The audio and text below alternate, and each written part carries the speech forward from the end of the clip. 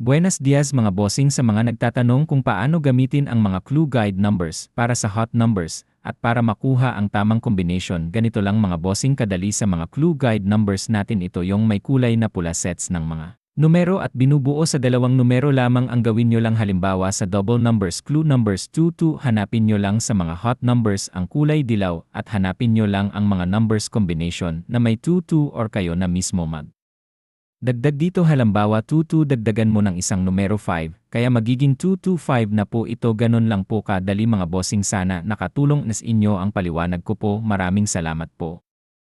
Mga bossing, magandang araw po sa lahat. Palala ang RC Swertres TV ay walang kaugnayan sa anong ahensya sa gobyerno o pribadong kumpanya. Ito ay hinango ko lang po base sa aking personal na kaalaman at pananaliksik at palala tumaya lang na ayon sa ating kakayanan at pinagbawal ko ng minor o bata dito sa channel ko. At ito na ang mga hot numbers sa araw na ito. Una nyong makikita ay ang mga guide clue numbers na kulay pula at ang green at blue numbers ay ang mga hot numbers eskalera at ang dilaw ay ang mga double numbers sa Swertres. Sa naturunan nyo paano makuha ang mga winning numbers sa araw-araw base sa ating mga guide at clue numbers at bayanan nyo po ang mga resulta sa oras ng alas 2, alas 5 at alas 9 at sa mga chat directly sa akin ipagpaumanhin ngay po kung hindi ko kayo agad marereplyan dahil po sa kakulangan ng oras sa trabaho. Pag-aralan nyo ng maigi ang mga hot numbers at clue guide numbers. Maraming salamat po.